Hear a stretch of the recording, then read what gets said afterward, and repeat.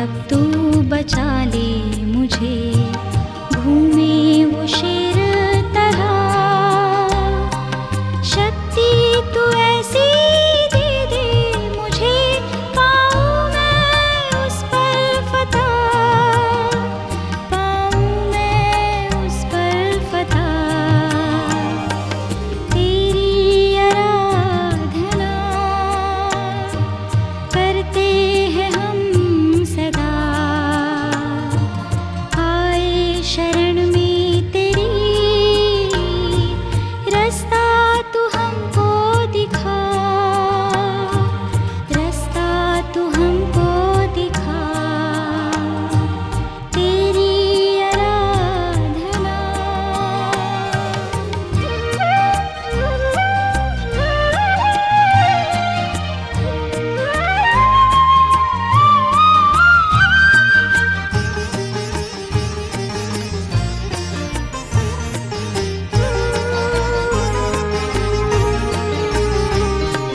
चाहत है मेरी तू दिल में बसे, भर दे सब खाली जगह।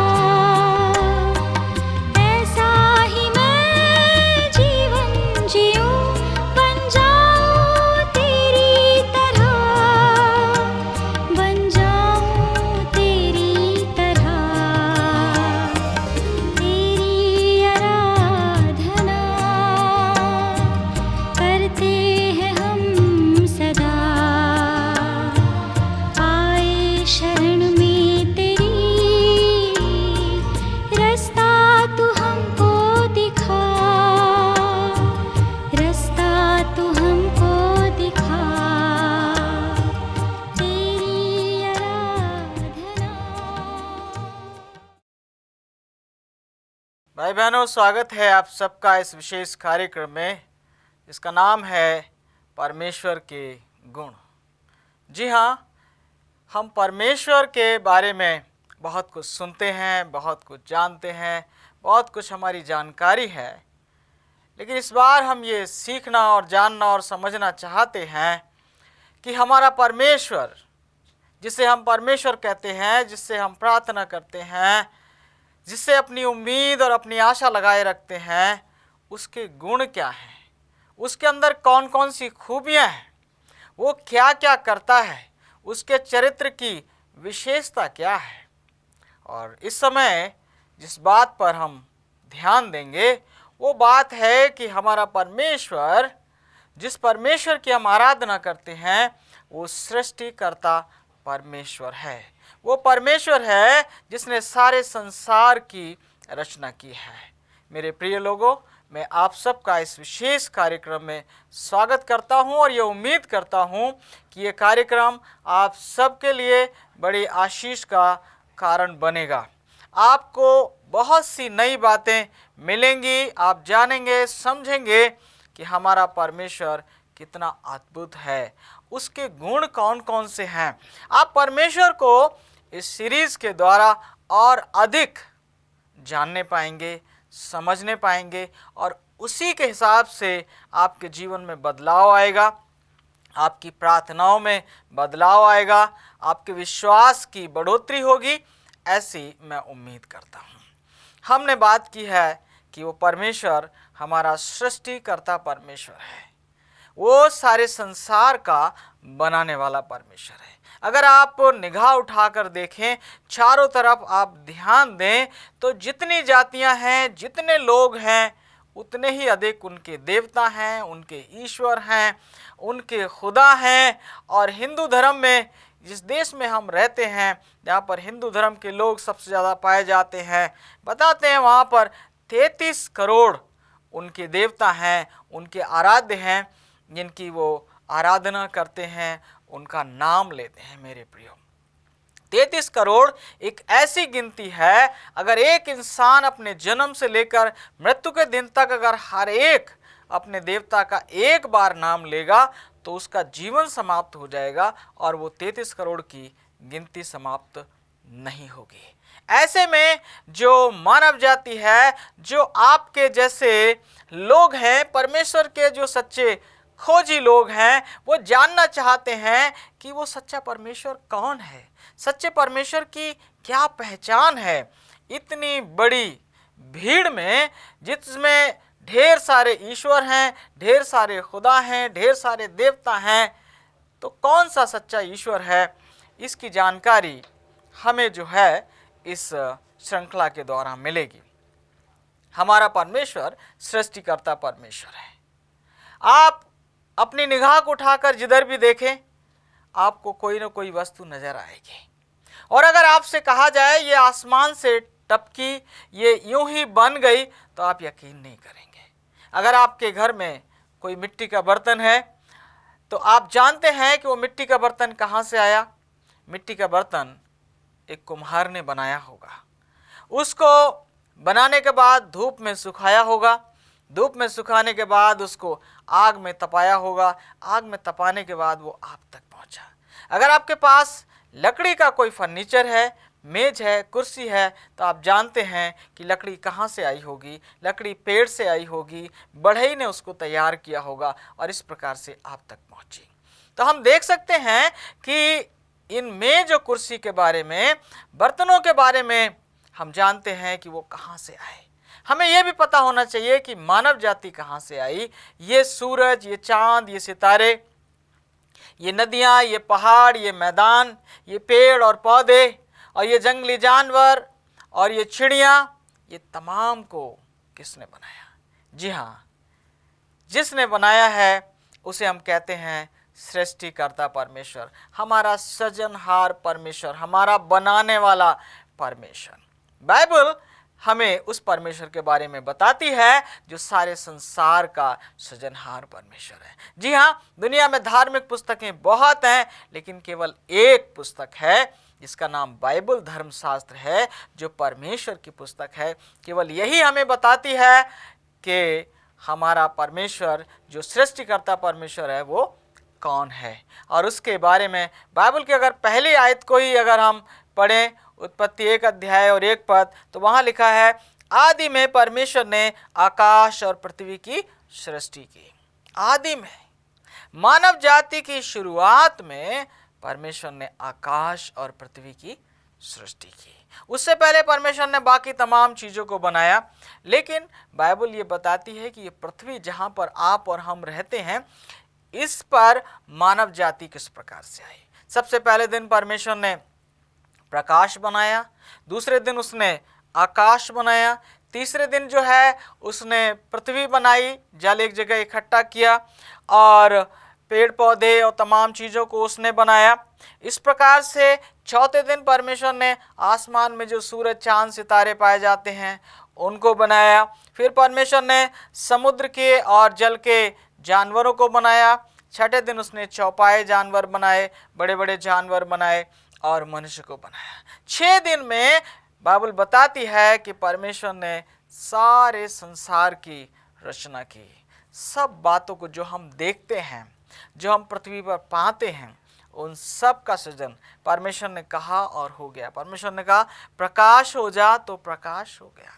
परमेश्वर ने कहा कि चिड़ियाँ हो जाएं, तो चिड़ियाँ हो गई। वो सामर्थी परमेश्वर है, वो जो कहता है वो हो जाता है, इसीलिए हम उसे परमेश्वर कहते हैं। मनुष्य को ये ताकत नहीं दी गई है कि वो कुछ नहीं से सब कुछ बना सके, ऐसा केवल परमेश्वर ही बना सकता है। और बाइबल ये भी बताती है कि छठे दिन परमेश्वर ने मनुष्य को अपनी समानता में बनाया, मिट्टी का पुतला बनाकर उसके नथनों में जीवन का श्वास फूंका और उसका नाम परमेश्वर ने आदम रखा। आदम ने तमाम जीव जंतुओं के नाम रखे, लेकिन उसे कोई सहायक नहीं मिला और परमेश्वर ने कहा आदम का अकेला रहना अच्छा नहीं। फिर परमेश्वर ने आदम को एक गहरी नींद में सुला दिया और उसकी एक पसली निकाल कर उसको एक स्त्री दे दी, स्त्री बना दी। और आदम ने कहा ये मेरी हड्डी में की हड्डी और मांस में की मांस है, इसलिए ये नारी कहलाएगी क्योंकि नर में से निकाली गई है। मेरे प्रियो, ये आदि माता पिता आदम और हवा के द्वारा सारी पृथ्वी पर जो लोग हम देखते हैं ये लोग पाए जाते हैं। इस प्रकार से ये आधार है हमारे आज के इस समय के संदेश का जो हम सीख रहे हैं, समझ रहे हैं कि वो परमेश्वर जिसकी हम बातचीत कर रहे हैं वो हमारा सृजनहार परमेश्वर है, वो हमें बनाने वाला परमेश्वर है। हम बहुत सी अद्भुत बातों को सीखेंगे। अभी बाइबल में हम और आगे चलेंगे, नेहमिया की पुस्तक में हम चलेंगे और उसका 9 अध्याय का 6 पद पढ़ेंगे। नेहमिया 9 अध्याय 6 पद में लिखा है, तू ही अकेला यहोवा है, स्वर्ग वरन सबसे ऊंचे स्वर्ग और उसके सब गण और पृथ्वी और जो कुछ उसमें है और समुद्र और जो कुछ उसमें है, सबों को तू ही ने बनाया, सबों की रक्षा तू ही करता है और स्वर्ग की समस्त सेना तुझी को दंडवत करती है। यहाँ पर बाइबल बताती है कि परमेश्वर जो सच्चा परमेश्वर है उसने स्वर्ग, पृथ्वी, समुद्र और जल के सोते बनाए हैं। जब आप चारों तरफ देखते हैं लोगों को अलग अलग देवताओं की, अलग अलग चीज़ों की आराधना करते हुए, तो वहाँ पर एक बात आप ज़रूर देखें कि जिन चीज़ों की वो आराधना कर रहे हैं, क्या वो उनका सृष्टिकर्ता परमेश्वर है? अगर वो उनका सृष्टिकर्ता परमेश्वर नहीं है मेरे प्रियो, तो वो आराधना व्यर्थ है। ऐसे आराधक लोगों को परमेश्वर से कोई आशीष मिलने वाली नहीं है। जब हम परमेश्वर के पास आते हैं तो हमें ये मालूम होना चाहिए कि हमारा परमेश्वर सृष्टिकर्ता परमेश्वर है या नहीं है, और यदि वो सृष्टिकर्ता परमेश्वर नहीं है तो इसका अर्थ ये है कि वो एक झूठा परमेश्वर है, वो सच्चा परमेश्वर नहीं है। लोगों ने अपने दिल को खुश करने के लिए, अपनी शांति के लिए, अपनी तसल्ली के लिए बहुत से ईश्वर बना लिए हैं, बहुत से देवी देवता बना लिए हैं, लेकिन बाइबल एक ईश्वर की बात करती है और वो ईश्वर है संसार का बनाने वाला। नेहमिया कहता है, तू ही ने स्वर्ग को बनाया है, तू ही ने उन सब चीज़ों को बनाया है जो स्वर्ग में पाई जाती हैं। हे परमेश्वर, तूने ही पृथ्वी बनाई है और जो कुछ पृथ्वी पर पाया जाता है वो तूने बनाया है। तू ही सबों की रक्षा करता है, तू ही सबों को संभालता है। हमारा परमेश्वर कितना अद्भुत है, कितना महान है। वो हमारा सृजनहार परमेश्वर है। उसने हमें और आपको बनाया है। वो हमारी रचना से परिचित है क्योंकि वो हमारा बनाने वाला परमेश्वर है। एक बात मैं और बहुत स्पष्ट करना चाहता हूँ, वो ये कि उसने हमें अपनी समानता में बनाया है। परमेश्वर ने मनुष्य को अपनी समानता में बनाया है, अपने जैसा बनाया है, अपनी जैसी सोच और समझ दी है मेरे प्रियो। और ये पतन के कारण, पाप के कारण हम जानते हैं कि वैसी नहीं है, लेकिन एक दिन आ रहा है, एक समय आ रहा है कि परमेश्वर फिर उन सब को जो उस पर विश्वास करते हैं, उसकी आराधना करते हैं, उसकी आज्ञाओं का पालन करते हैं, उन्हें फिर से वही सौभाग्य देगा कि वो उसी पवित्रता को प्राप्त करें जिस पवित्रता में वो बनाए गए थे। मेरे साथ आप बाइबल में चलें और हम इब्रानियों 11 अध्याय खोलेंगे और उसका 3 पद पढ़ेंगे। इब्रानियों 11 अध्याय और 3 पद यहाँ पर लिखा है, विश्वास ही से हम जान जाते हैं कि सारी सृष्टि की रचना परमेश्वर के वचन के द्वारा हुई है, पर यह नहीं कि जो कुछ देखने में आता है वो देखी हुई वस्तुओं से बना हो। बाइबल फिर वही बात कहती है कि जो चीजें हमने देखी हैं, हमें दिखाई देती हैं, उनकी रचना परमेश्वर के द्वारा हुई है। लेकिन सबसे बड़ी बात यह है कि परमेश्वर ने कुछ नहीं से सब कुछ बनाया। आज मनुष्य जो है बहुत सी चीज़ों को बना सकता है, लेकिन कुछ नहीं से सब कुछ नहीं बना सकता है। एक कहानी बताई जाती है, एक व्यक्ति था और वो बहुत बड़ा वैज्ञानिक था। उसने कहा, परमेश्वर मैं भी संसार की रचना कर सकता हूँ। परमेश्वर ने कहा, अच्छा तुम संसार की रचना कर सकते हो तो करो, कैसे रचना करोगे? और फिर उसने क्या किया कि मिट्टी उठाई। तो परमेश्वर ने कहा, मिट्टी तो मैंने बनाई है, तुम तो बिना मिट्टी के कुछ बना सकते हो तो बना कर दिखाओ। मेरे प्रियो, जी हाँ, ये परमेश्वर ही कर सकता है कि कुछ नहीं से सब कुछ बना सकता है। वो कहता है और हो जाता है, इसीलिए हम उसे परमेश्वर कहते हैं, इसीलिए हम उसका भय मानते हैं, उसकी आराधना करते हैं, उस पर भरोसा रखते हैं, उसकी आज्ञाओं का पालन करते हैं, उसे प्रेम करते हैं, उसकी चर्चा करते हैं, उसके बारे में लोगों को बताते हैं, क्योंकि वो हमारा सृष्टिकर्ता परमेश्वर है। मेरे प्रियो, आज आपके सामने मैं एक प्रश्न छोड़ना चाहता हूं, और वो प्रश्न ये है कि क्या आपका परमेश्वर आपका सृष्टिकर्ता है, या फिर आपने खुद अपने परमेश्वर को बना लिया है? अगर आपने खुद अपने परमेश्वर को बना लिया है मेरे प्रियो, तो आपको सच्ची शांति नहीं मिल सकती, आपको उद्धार नहीं मिल सकता, आपको जीवन नहीं मिल सकता। जब तक सृष्टिकर्ता परमेश्वर से आपकी मुलाकात ना हो जाए, उससे संबंध ना बन जाए, तब तक आपके जीवन में एक खालीपन जो है वो निरंतर बना रहेगा। जी हाँ, हम देख रहे हैं, हम सीख रहे हैं कि हमारे परमेश्वर ने जो कुछ दिखाई देता है वो उन चीज़ों से बनाया जो दिखाई नहीं देती है। जी हाँ, परमेश्वर ही है जो कुछ नहीं से सब कुछ बना सकता है।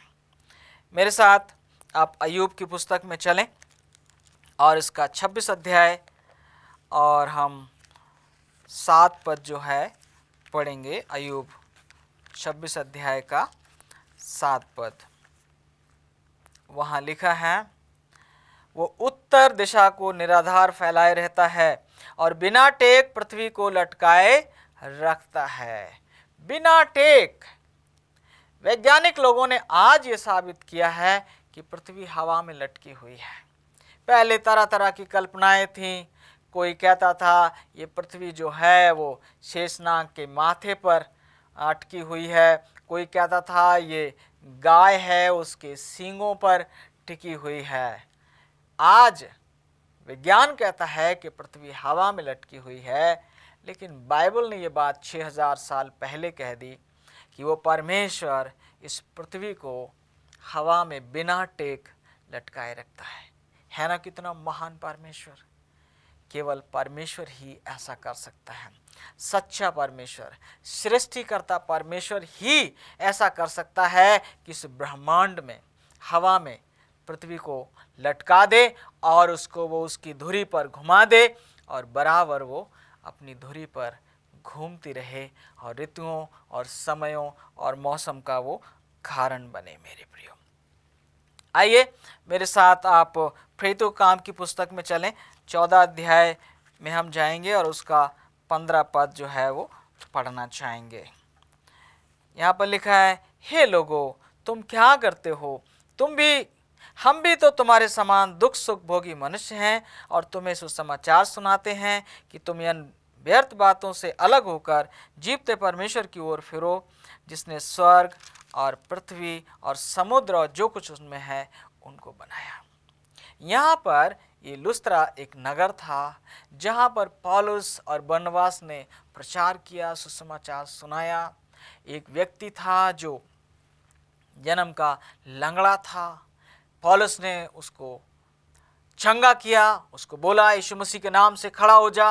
वो खड़ा हो गया, चलने फिरने लगा और इस महान आश्चर्य कर्म को देखकर वहाँ के लोग बहुत खुश हो गए और वो पौलुस को और बरनबास को देवता समझने लगे। और जो वहाँ के मंदिर का पुजारी था वो आ गया, बैल और फूल और मालाएं लेकर वो बलिदान चढ़ाना चाहता था।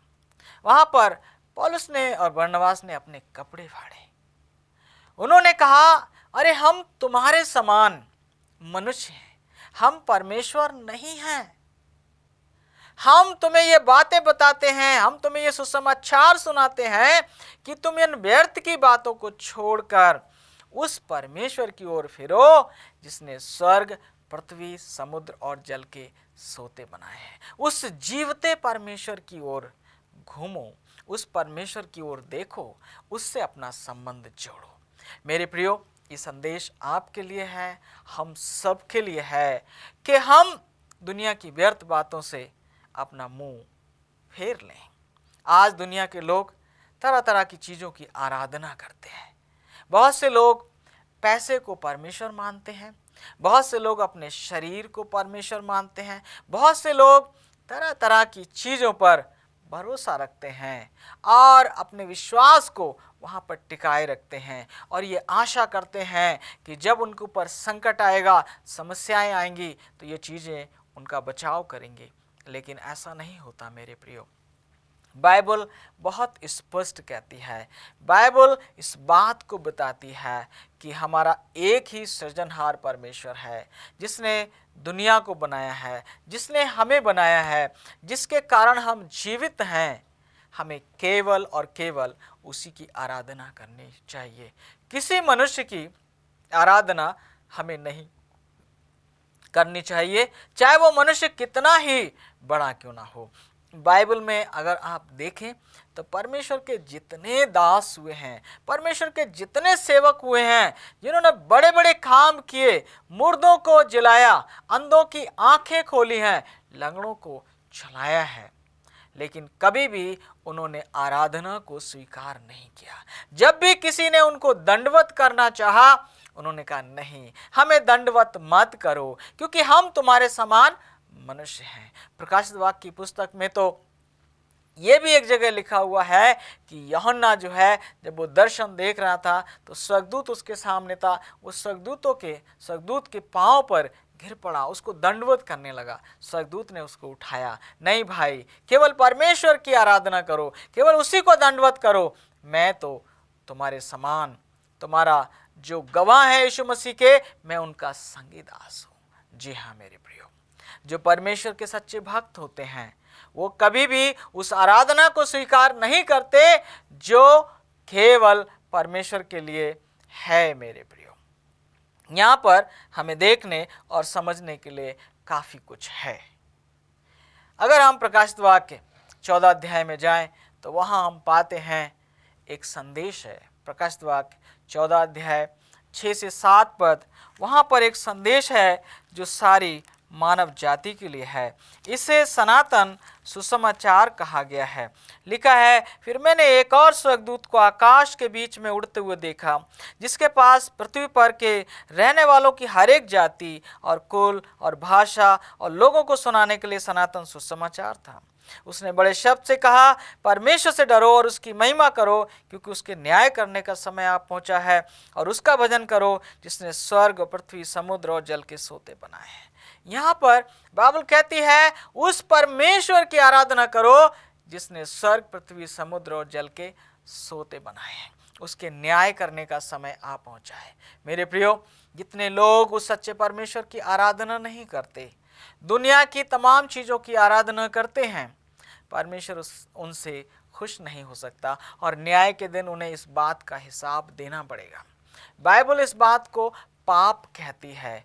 किसी भी वस्तु की आराधना, किसी भी व्यक्ति की आराधना करना बाइबल की भाषा में एक पाप है और पाप की कोई भी क्षमा जो है नहीं हो सकती अगर पश्चाताप ना किया जाए। आखिरी आयत मैं आपके लिए पढ़ना चाहता हूँ, यिर्मयाह नबी की पुस्तक और 10 अध्याय और उसका 11 पद जो है, वहाँ पर एक बहुत ही विशेष संदेश है। तुम उनसे ये कहना, ये देवता जिन्होंने आकाश और पृथ्वी को नहीं बनाया, वे पृथ्वी के ऊपर से और आकाश के नीचे से नष्ट हो जाएंगे। नबी से परमेश्वर कह रहा है, इन लोगों से कह दो, ये देवता जिन्होंने आकाश और पृथ्वी को नहीं बनाया है वो नष्ट हो जाएंगे, उनके पूजने वाले भी नष्ट हो जाएंगे। आज ये संदेश आपके लिए है मेरे प्रियो।